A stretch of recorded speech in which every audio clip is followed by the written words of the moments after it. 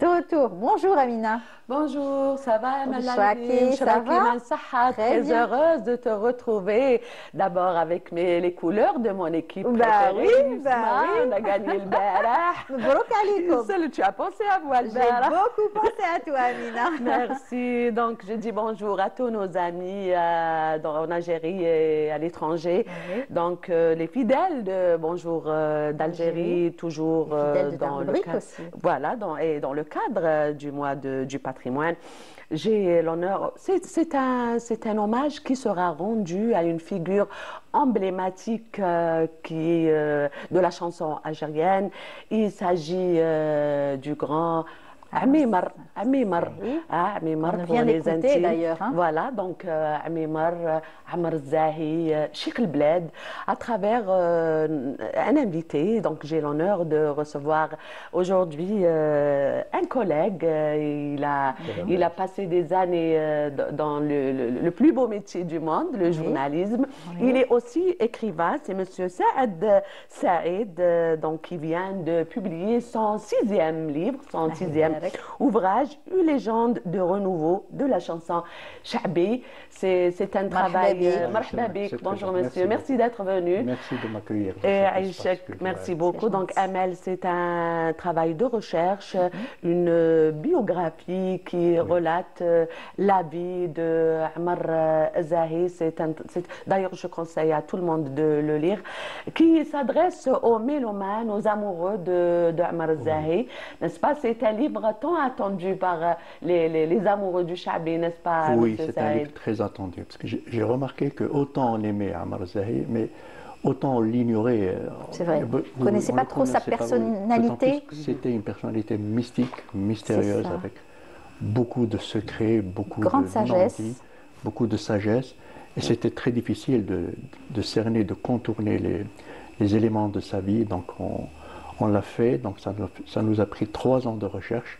Et avec l'aide, une collaboration extraordinaire et très importante de M. Aït Aoudia, qu'on salue de passage. Président, que je salue, c'est un ami. Il est président de l'association Les Amis de la Rand-Vallée. C'est un ami d'enfance de Zahi. C'est lui qui m'a conseillé, c'est lui qui m'a aidé. Nous avons été donc jusqu'à son village natal, pour commencer, pour voir cet enfant. Et là, on nous a conduits dans sa maison, vers sa maison natale, et nous avons rencontré des personnes âgées, des femmes, des hommes, des octogénaires, qui se rappellent de cet enfant. Et c'était une expérience alors extraordinaire. On nous a dit, voilà la maison où il est né. Et donc, quand il sortait de l'école déjà, il n'était pas comme les autres, dans ce sens où il ne jouait pas beaucoup avec les enfants, isolé, il était réservé. Il ne jouait pas au ballon, les enfants de son âge couraient et faisaient cache-cache, et lui il s'asseyait dans une pierre, comme ça sur une pierre, et il regardait un paysage. Mais alors quand on nous a montré ce paysage, c'est l'expression de la beauté de l'Algérie dans cette image magnifique avec une prairie, une végétation extraordinaire et tout à fait au fond, le pied de la montagne. On nous a dit, c'est là qu'il s'asseyait et il méditait. Il méditait, ça l'a nourri. Mais à quoi pensait un garçon de 6 ans, 7 ans? On ne le sait pas. C'est là qu'il méditait et rentrait chez lui, prendre son goûter. Et c'était déjà les premiers prémices, les premiers contours de cette personnalité, parce qu'il faut toujours remonter à l'enfance. Et puis il y a eu cette séparation de ses parents. Son père est parti un jour, on ne l'a jamais revu. Et cette blessure d'Amar est restée ouverte. La séparation entre le papa et la maman aussi. Et on dit que les blessures de l'enfance ne guérissent jamais. Voilà. Et son grand-père est venu donc en 1949. Il a ramené sa fille et ses enfants donc, avec le petit Amar. Et il s'installe donc à la rue La rampe Vallée à l'époque, oui, au numéro 19. Justement, je voulais que M. Saïd nous parle, Amel, de l'enfance de Ammar Zahi, son quartier populaire, la Rampe Vallée ou la Rampe Vallée.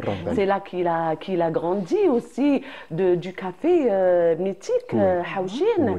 Ce café fréquenté par des artistes depuis les années 50. Donc, le café mythique Haouchine. La Rampe Vallée, c'est sa vie. Il est resté, il a vécu toute sa vie jusqu'à sa mort. La Rampe Vallée, c'est une école, parce qu'il était jeune encore, il était très jeune. C'est une école, c'est quelques amis et des camarades de classe. Et parmi ces camarades de classe, parmi ses voisins, il faut citer un très fondamental, qui est Boualem Bellemou, qui habitait l'immeuble à côté. Ammar habitait le 19 et la famille Bellemou le 21, c'est-à-dire à côté. Une amitié indescriptible. Et ce Bellemou était déjà un artiste, il jouait avec tous les instruments. C'était un génie, un petit génie. Vous lui donnez n'importe quel instrument, n'importe, une flûte, harmonica ou une guitare, au bout d'une heure, vous revenez et il vous joue un air sublime. Matilo, c'était inné. Et Ammar, ce n'était pas n'importe qui. Ammar, il avait une ouïe fine, musicale, très fine. Il écoutait, il mémorisait et il s'imprégnait déjà des instruments. Et c'est Boualem qui va initier son ami intime à la guitare. Je voulais juste poser une petite question. Boualem Bellemou, il n'a aucune relation avec le fameux Bellemou, celui qui a fait une révolution dans la chanson là, il n'a rien à voir. Non. Parce que les gens peut-être se demandent. Vous avez raison. C'est à quoi j'ai pensé moi aussi. Oui. Et ce Bellemou, il avait un don de la musique. Il l'initiait à la flûte, il l'initiait à l'harmonica. Ils sont amis et ils s'aimaient beaucoup. Donc, petits frères, ils s'aimaient comme des frères. D'accord. Et puis, un oncle, voilà, un déclencheur. Un oncle de Zahi, Issaad, était un journaliste à la radio dans les années 50. D'accord. Oui, Issaad Ahmed. Et chaque fois qu'un nouveau disque... la famille 16, quand même, c'est une famille d'artistes. Je vous l'ai dit. Ammar est né dans deux familles nobles. Les Issaad, du côté de sa mère, et les Aïdzaï. C'était des notables. Il a pris de cette notabilité, de cette expérience. Ce sont des gens aussi respectables des deux côtés. Où il a bien évolué dans une famille très respectable. Et ce Ahmed Issaad, chaque fois qu'un disque sortait à l'époque, c'était l'un des premiers à acquérir ce disque. Et il écoutait à la maison sur un 33, sur un tourne-disque, avec son neveu Ammar et Aïd Aoudia, qui est toujours vivant. C'est lui qui m'a raconté ça. Très belle anecdote. Il fait un travail remarquable. Extraordinaire. Il dit alors on était là et on écoutait les chansons de Richard Anthony, les chansons de Dalida, les chansons de Tino Rossi. Et Ammar, quand il écoute, ce n'est pas comme vous et moi. C'était un génie. Il avait un don de s'imprégner, un don d'imiter aussi. Et dans la rue, son ami Bellemou lui prête une guitare. C'est le fallait Ammar lui donne la guitare et il commence à jouer de la guitare. C'est Bellemou qui lui apprendra les accords. Ammar n'a jamais fait le conservatoire, jamais. Incroyable, autodidacte. Où est-ce qu'il a appris d'après vous? En bas de chez lui, une petite impasse, d'ailleurs c'est sur la photo, impasse Chabiba, Madrasat Chabiba. Alors j'ai été là-bas avec Aoudia, c'était le conservatoire à ciel ouvert, le petit Ammar, en train de chanter. Et il imitait les grands chanteurs qu'il entendait à l'étage. D'accord. Tel que Richard Anthony, tel que Charles Aznavour. Et il m'a dit, Wallah, اللي ما سمعش زاهي يغني شارل أزنافور يسمع والو. On était là, joyeux, bruyants, comme toutes les bandes de jeunes. On va dire لهم اسكتوا دقيقة. Il faut savoir quitter la table lorsque l'amour est desservi. On était avec des gestes, avec une façon de continuez la chanson, vous avez une très belle voix. C'est vraiment des anecdotes extraordinaires. J'ai une voix qui effraie par rapport à... Non, elle est belle, elle est belle. Vous racontez si bien. Elle est bien, elle est belle la voix. قلت لك صحاب الشعب اليوم يشيخوا معنا. حين يشيخوا معنا. Vous avez même cité quelques noms qui ont... Allez-y. Oui, et j'ai remarqué dans ce livre, parce que j'ai reçu beaucoup d'échos, et j'ai animé aussi des conférences, par exemple à la galerie Asla, qui est vraiment un espace extraordinaire, ça fait 2 jours. Beaucoup de gens me posaient des questions sur sa vie privée, sa vie personnelle. Et c'est l'une des richesses de cette biographie. Parce que c'est resté vraiment énigmatique. Énigmatique. Et on ouvre un petit peu des pans, on lève des pans sur sa vie. Par exemple, il avait un frère shahid. Abdelaziz Aïdza est tombé les armes à la main. Il le savait, beaucoup de gens ne le savaient pas. Il a adopté une fille. Adoptif, sa fille Fatiha. Oui, qui était sa voisine. Qu'il aimait, il l'adorait. Il entrait chez lui, il est là. Qu'il a toujours servi. Fatiha, elle était là pour le soutenir dans les moments difficiles. Il habitait le dernier étage de l'immeuble. Quand il sentait l'odeur du café, c'est elle qui a... Elle était là. Elle était là, Fatiha, qui habite toujours dans son appartement. Oui, il lui a laissé sa maison. Et j'ai eu cette impression. On dirait que l'homme est parti, mais il a donné naissance à une vie, parce qu'il lui a laissé la maison, elle s'est mariée, elle a des enfants. C'est comme une transmission. De ses cendres sont nés l'amour, elle s'est mariée. Et au fil de cette biographie, il y a un surnom qui m'est venu comme ça à l'esprit de Zahi. C'est le médecin des âmes. Parce que nous allons parler de Zahi en tant que citadin. Pas l'artiste, le citadin. Un homme exceptionnel, je dis bien un homme exceptionnel, dans la relation avec ses voisins, dans le respect de la femme. Il ne pouvait pas parler avec une femme comme ça. Il parlait comme ça. C'était الحرمة, c'était nif, rejla, c'était... Fantasia. D'une grande culture surtout. Moi, ça m'arrive souvent de... J'ai fait plusieurs fois des sauts sur Rambali. Et d'ailleurs, je remercie tous les habitants de Rambali. كي نهضر معاهم يقول لك كل واحد تهضري معاه يقول لك دلي عرسي باطل ما كاش اللي ما دلوش العرس تاعو باطل. Et c'était des familles très modestes sur le plan matériel كان ما عندهمش et tout. Et donc عمر الزاهي c'était leur idole. Donc يحبوا, c'était un rêve pour eux باش يدير لهم عرسهم. alors ما كاش اللي ما يقولكش عمر الزاهي دلي عرسي باطل, n'est-ce pas? Je l'ai fait. On m'a dit راك تشوف هادو كامل ولاد رامبالي كامل دار لهم عرس باطل ما داش ان سنتيم. Pourquoi? Parce que ce sont ses voisins. والفرحه نتاعو كي يفرحوا الناس, ça c'est extraordinaire. C'est vrai. كي يفرحوا الناس parce que lui il ne jouait pas pour gagner de l'argent, c'était l'art pour l'art. Zahi c'est comme ça, il faut le mettre ça dans le... Et c'était l'art pour l'art. Il avait son mandole, il jouait pour lui, il aimait chanter, et surtout il aimait voir cette communion avec ces jeunes qui applaudissaient. Les Zgharik et les Youlou, c'était il a tout, il est comblé déjà. Ces jeunes, c'était ces fans qui le suivaient partout.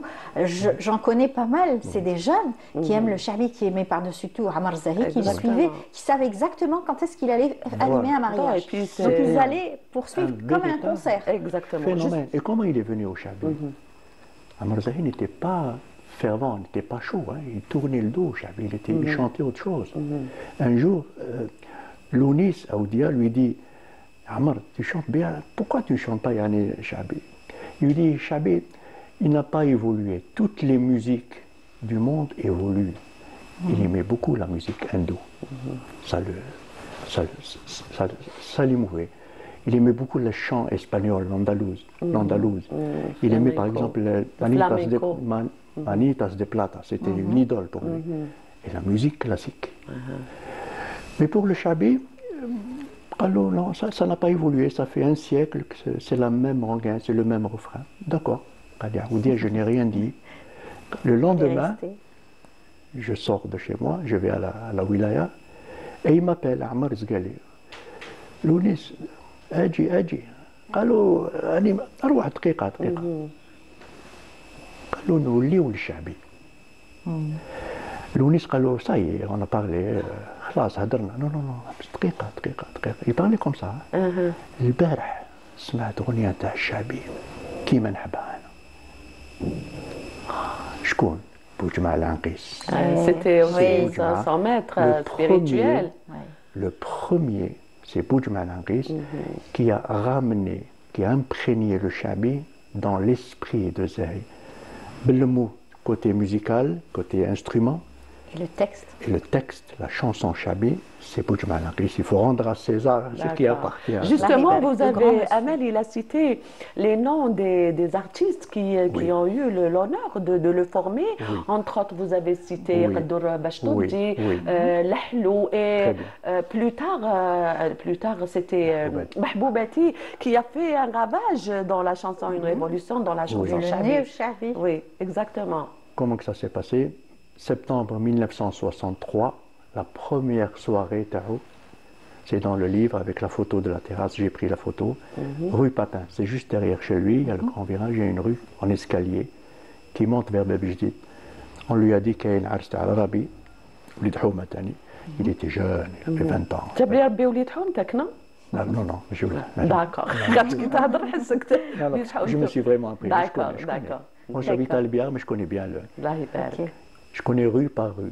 Alors, c'est l'Arabie, la fête de l'Arabie. L'Arabie, c'était le gardien du but, une bande de copains, d'amis, des jeunes, ils sont 20 ans, 19 ans. يعوموا كيف كيف يروحوا كيف كيف يقراوا كيف كيف يوسيوا كيف كيف يلعبوا كيف كيف البالون كيف كيف كي يتزوج واحد للجول c'est impossible de ne pas faire la fête. Mais il était hésitant parce qu'il n'avait jamais animé une soirée. Ya Amar, à l'époque c'est Amar Renvelé parce qu'on il n'y avait pas son nom. C'est le c'est en 66 c'est après. Ya Amar مانيش قالوا ceci تقدر بيناتنا برك كي قالوا له بيناتنا il a accepté parce que c'est entre nous. Il a joué dans une terrasse que j'ai vue 5 rue Papin. Et qui c'est qu'il y avait là dans l'assistance? Ça c'est le mentor, c'est lui qui a déclenché la gâchette. Mustafa Taouch, un érudit. Mustafa Taouch c'est un homme de culture extraordinaire. C'est un homme d'une très grande culture et surtout dans le domaine musical, dans le terroir, c'est-à-dire le patrimoine. Le lendemain, au café Haouchin, café de l'Étoile. Ce café devrait être un musée, à mon avis. Ce café devrait être un musée, ou alors il devrait s'appeler Café Amar Zahi. C'est là que gravitaient tous les noms du chabi. Non seulement les chanteurs, mais les musiciens, par exemple, les paroliers, les mélomanes. تحبي تشوف مثلا بوجمع العنقيس تروحي تصيبيه تحبي تسقسي على فلان تصيبيه تما تحبي تسقسي على. Le lendemain, à 10h, le jeune Amar, il arrive, il prend son café, il rentre, Mustafa Taouch, plus âgé, très élégant. صباح الخير صباح الخير, quelle politesse, quelle. قال له البارح شفتك في العرس, c'est pas mal. تخرج منك حاجة. Oui. هذاك حاجة incroyable. تخرج منك حاجة. قال له لا يا عمي مصطفى غير أنا خدمت برك. Il était très timide. لا لا لا, قال له غدوة إن شاء الله هذا الوقت 10 أجي للطابلة هذا le même endroit. Et il est venu avec un monument. Taouch est venu avec un monument de la chanson, un monument de Chabi, Mohamed Qabaili. Et qui ne connaît pas, c'est un pilier central du patrimoine, parolier. C'est là qu'il lui a présenté, alors Mohamed, voilà. Il y a eu des présentations, et c'est là qu'ils ont commencé à travailler ce diamant. Parce que la matière première existait, mais il fallait la travailler. Très bien, voilà, on est arrivé à la fin, oui. Ça y est, on nous a rajouté déjà 3 minutes. On remercie bien sûr la diffusion de nous avoir encore accordé 3 minutes. C'est vrai qu'avec ces belles paroles, on ne peut que pouvoir rester encore plus. En tout cas, ça a été un plaisir de vous recevoir. Merci beaucoup, c'était un plaisir de parler. Bonne chance pour cet ouvrage. On aura l'occasion d'en reparler, probablement. Moi, c'est toujours un plaisir. Donc, moi, je demande à tout le monde de lire ce livre. Il est excellent, il est extraordinaire. Même quand il est devenu monument, il est resté toujours modeste. Toujours modeste. Merci. Merci sur ces belles paroles. On se quitte. Voilà, on est arrivé à la fin de l'émission.